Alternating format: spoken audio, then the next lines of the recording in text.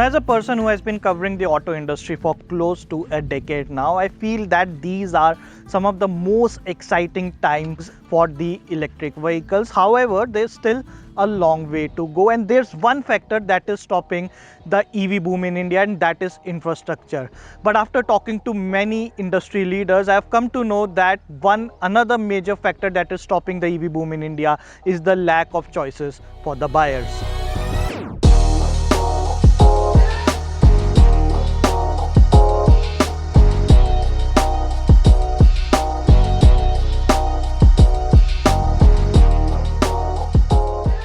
And if there's one company that is working hard to solve both these issues in India, it has to be Tata Motors. Now we'll talk about the infra bit in some other video. What we'll talk about is this new Tata Tigor EV.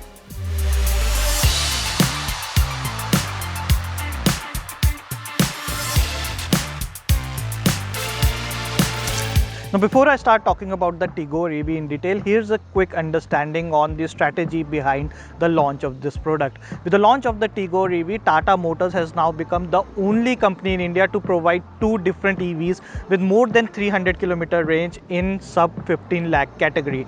Not only this, they also offer their Express T car for the fleet owners, which is basically based on the older Tigor.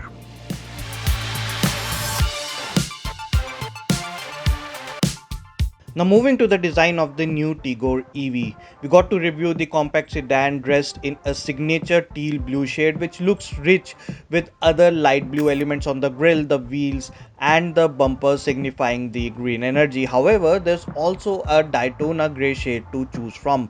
Apart from that, not much is happening in terms of the design, as it is the same fastback compact sedan design as the regular petrol Tigor. However, you get a handful of elements improving the overall aerodynamics to reduce the drag and hence enhance the range. Like the exterior, the cabin also resembles the regular Tigor with the same overall dashboard design but with light blue elements throughout the cabin. The gear stick has also been replaced by a rotary knob, which was a bit slow in response for me. The dual tone cabin with piano black finish elements, flat bottom steering wheel, a large digital instrument cluster adds to the overall premiumness. Having said that, the pop-up style door locks inside the cabin are still old school.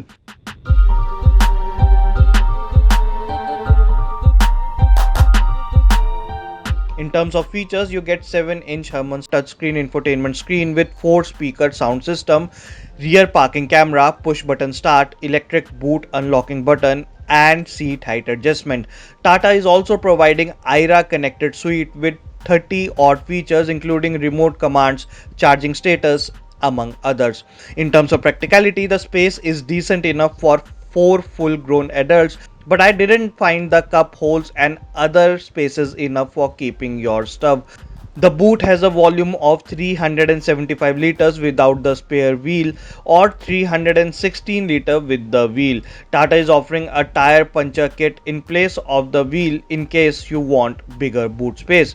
The boot opening button on the boot door itself is quite small and tedious to find.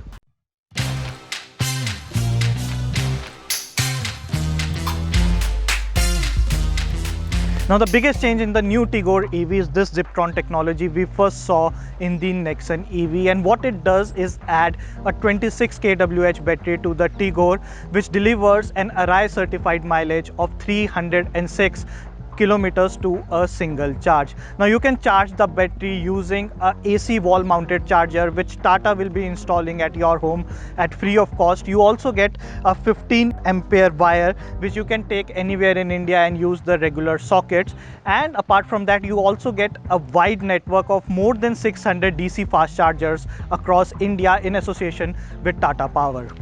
The DC charger can charge the vehicle in under 1 hour, while the AC charger and the cable provided with the Tigor can charge the vehicle overnight.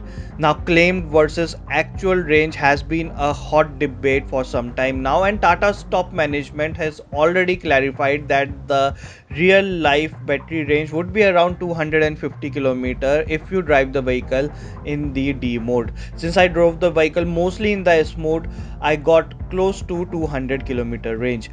The 306-kilometer range is by Arai, and they test the vehicle in different testing conditions than what we drive in regular roads.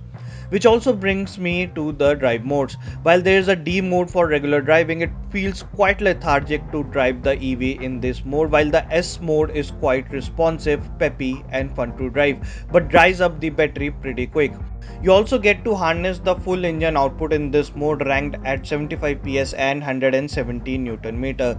The steering is tuned to perfection, and despite a heavy battery pack, does its duty pretty well. The suspension setup is on a softer side.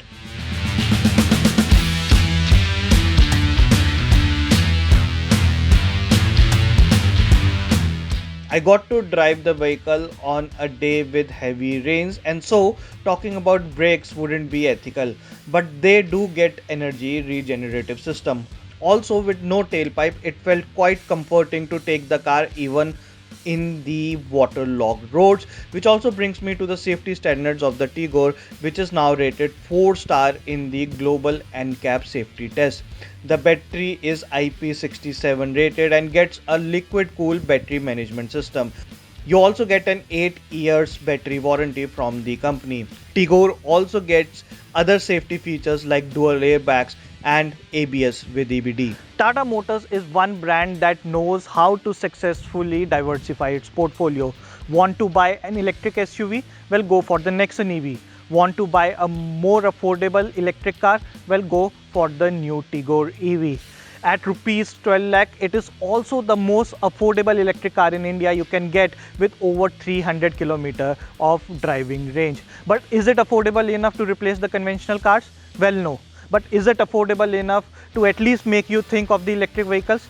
Definitely yes. A big thumbs up from my side to Tata Motors.